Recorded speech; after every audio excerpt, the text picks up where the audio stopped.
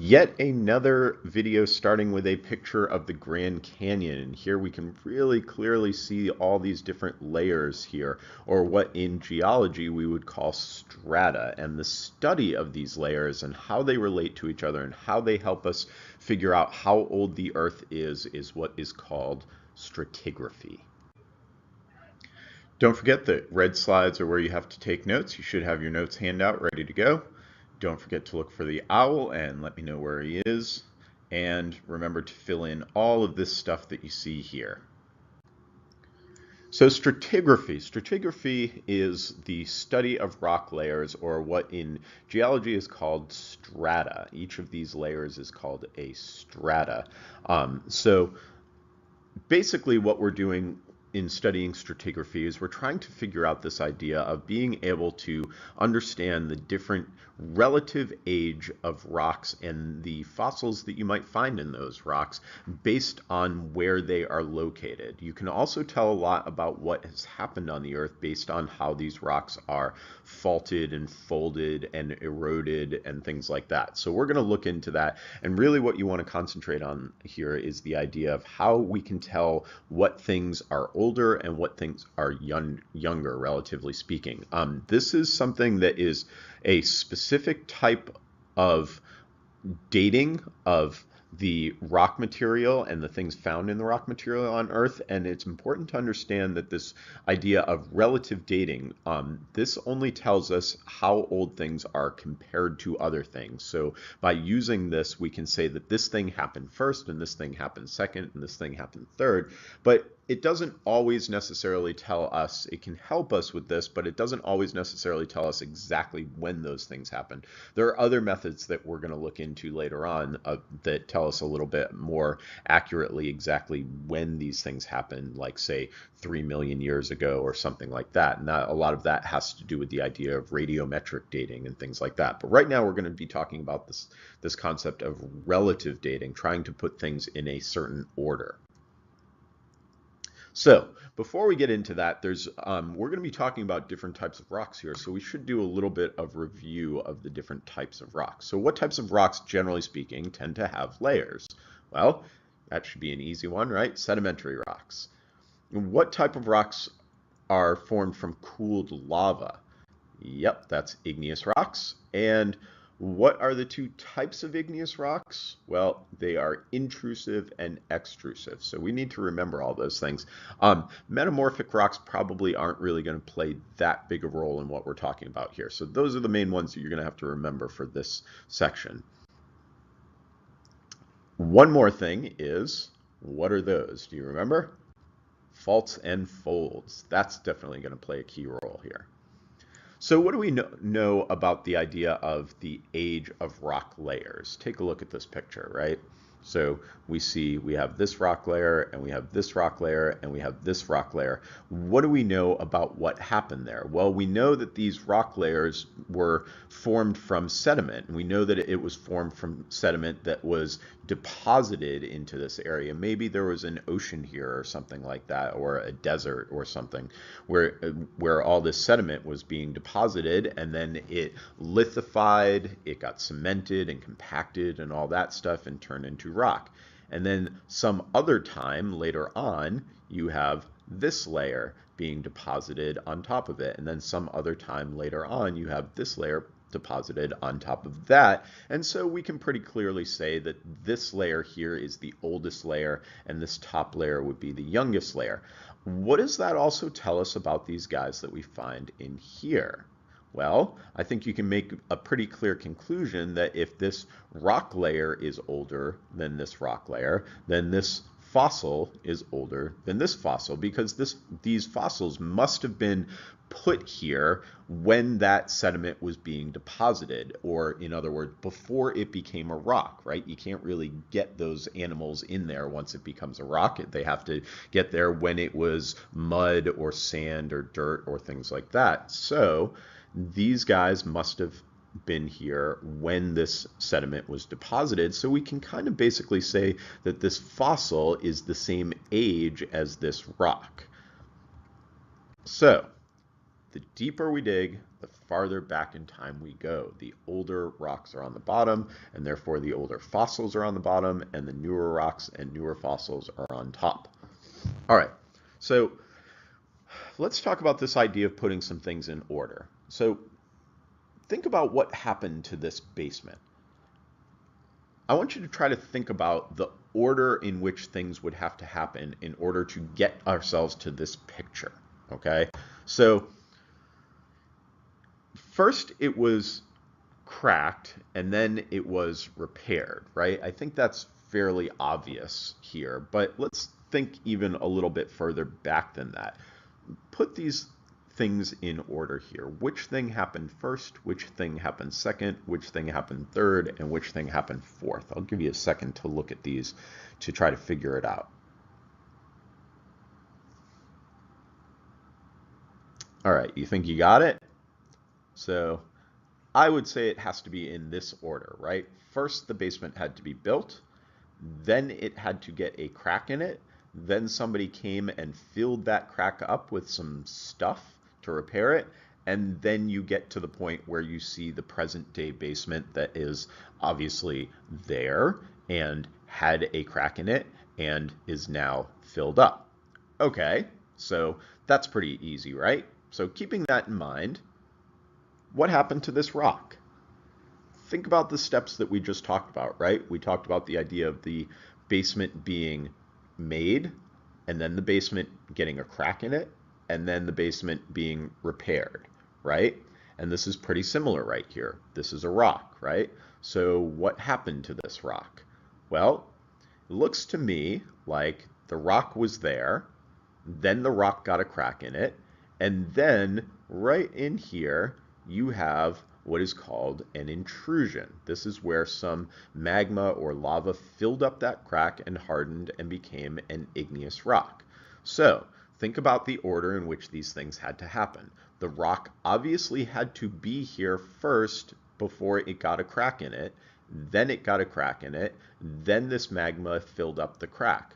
So which is older, this part of the rock here or this part of the rock here? Well, we can conclude pretty obviously that it must be this part of the rock here that is older because that rock had to be there first, then get a crack in it, then the magma filled in that crack. So an intrusion is when magma fills a fault in a rock and hardens. And the order in which the sort of logical order that has to happen is you have to have the original rock first, then you have to have the fault, and then you have to have the intrusion. So there is sort of this idea here that anytime you have an intrusion of igneous rock within some other type of rock, that intrusion has to be younger than the surrounding rock. It just makes sense. All right, there are a few different types of intrusions that we can have, so let's talk about those and make sure you're filling them in. You should see this picture in your notes. You have a sill, which is kind of a flat layer, and you can see that happening right here. You have some magma that comes up from underneath and then kind of fills in a large crack or opening in the rock layer. And so that's what you're seeing right in this area here is a sill. Next, we have what's called a dike. This is an area where magma fills in a fault, and so you can see that would be considered a dike right there, and same thing with these two little parts right here. So again, think about this, right? This is kind of like the guy filling in the crack in the wall, right? So which rock would be older here? This rock or this rock? Well, this rock had to be here first, then it had to get a crack in it, and then all this magma had to come in and fill in that crack. So this rock is older and this rock is younger. And finally, we have batholiths and laccoliths. Now, the reason why I'm putting these two into the same category is they're very similar things. The only difference between them is the size of them. Batholiths are really, really big. Laccoliths are not quite so big. But this is an area where the magma that was inside a volcano is then basically the rest of the volcano gets eroded away and you see the inside part. This should look familiar to you. This is Half Dome. We've seen a video about somebody climbing that, and we've talked about the geology of that before. Okay, so which one's which? What's that one? That's one of the easier ones, I think. That is the dike. That one is the batholith, and that one is a sill. All right, so let's see if you can get these. What do you think that one is? That's a sill, right? Flat area. What's that one? That's your laccolith, smaller. That's your batholith, bigger. That is a dike, and that is an eroded laccolith from inside the volcano.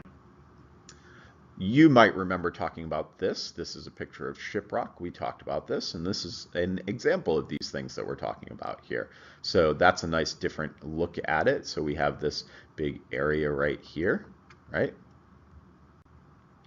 So when we look at this, those areas there are dikes, right there and right there. And that is the laccolith. That used to be inside the volcano. Remember, the volcano used to kind of look like this. The erupting part at the top there, and it used to go all the way over here. And these used to be sort of the magma chambers that would feed the volcano, and this was the main area of the volcano here, and it would kind of come up and erupt out of the top like that. But all of this stuff that I just drew has since gotten weathered and eroded away. So we know for starters that sediments are laid down in flat layers and become these layers, these flat layers of rock, like what we saw in the Grand Canyon there.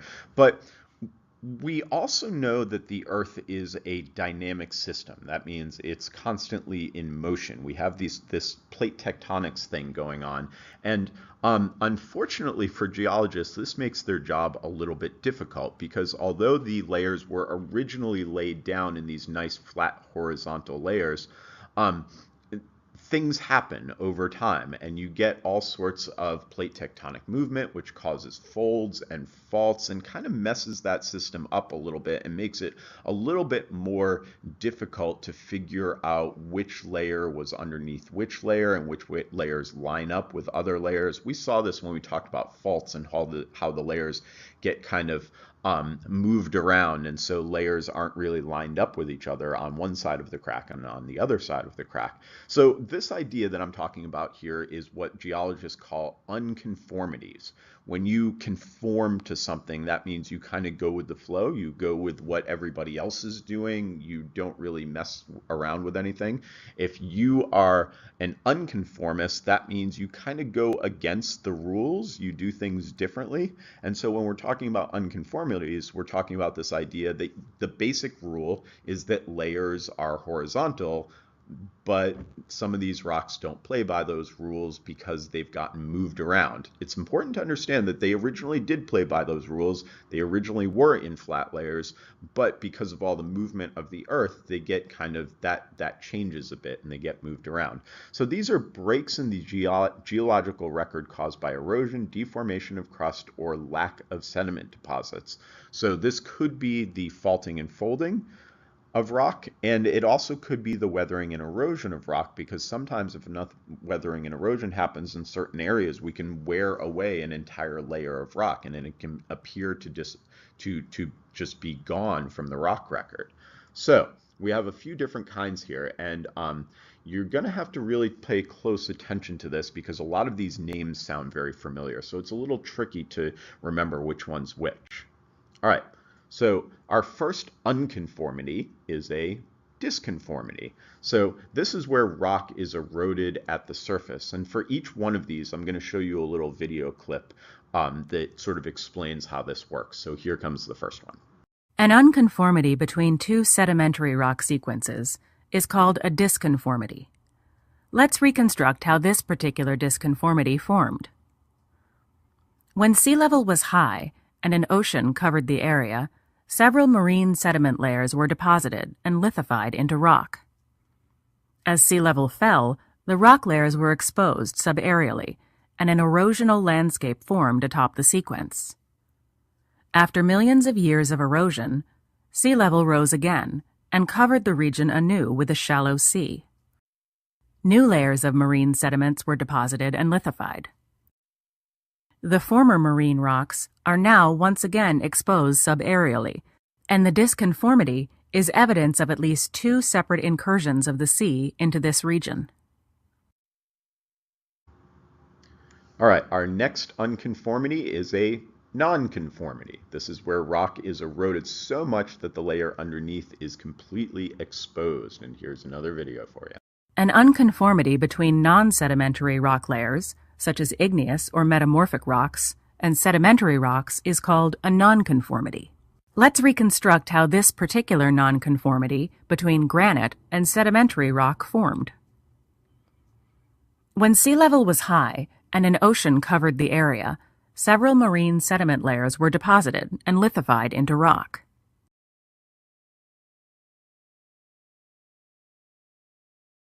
This thick stack of sedimentary rocks was then intruded by a granite pluton.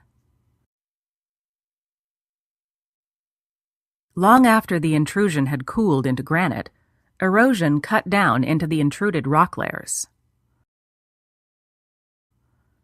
This ultimately led to the granite being exposed at the surface. After millions of years of erosion, sea level rose again and covered this granite terrain anew with a shallow sea.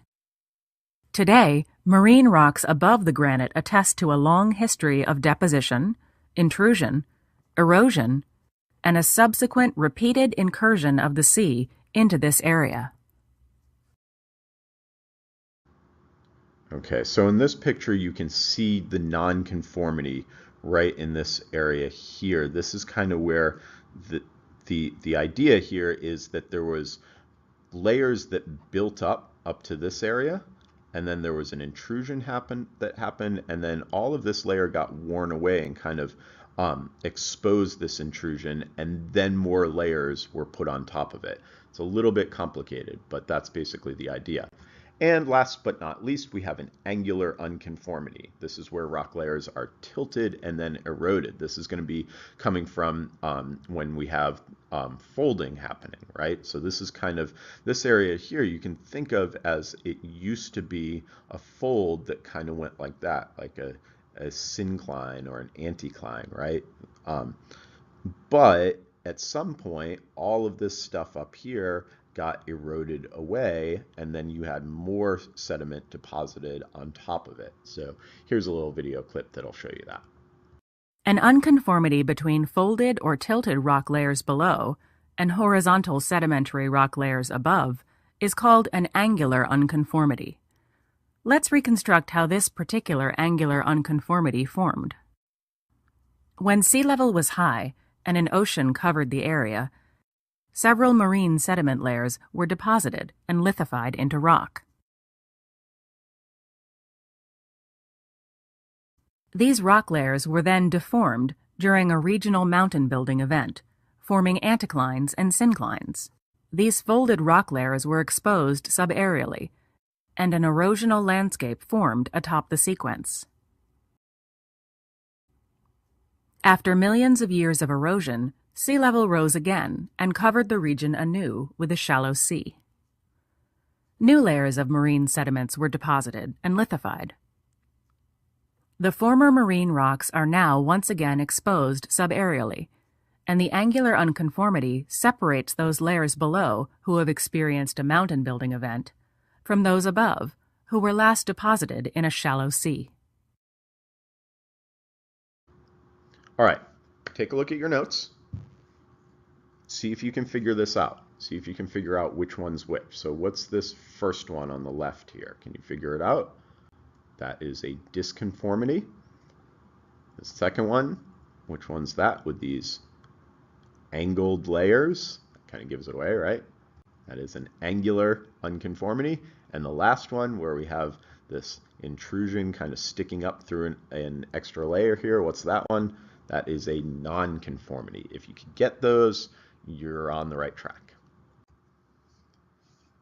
All right, so there you have it, the idea of stratigraphy. This is kind of a complicated idea, but it's a really, really important concept in geology. It really helps us to understand when things happen throughout the history of the Earth. So, stratigraphy is the study of rock layers, also known as strata. That's why it's called stratigraphy.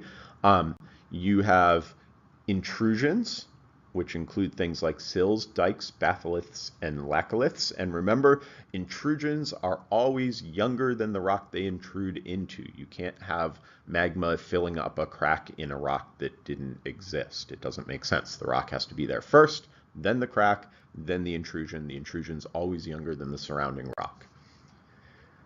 We have this group of unconformities, which are breaks in the geological record caused by erosion, deformation of the crust, or a lack of sediment deposits. And these include disconformities, nonconformities, and angular unconformities. I know this is a little bit tricky, but we will practice this in class, and I will see you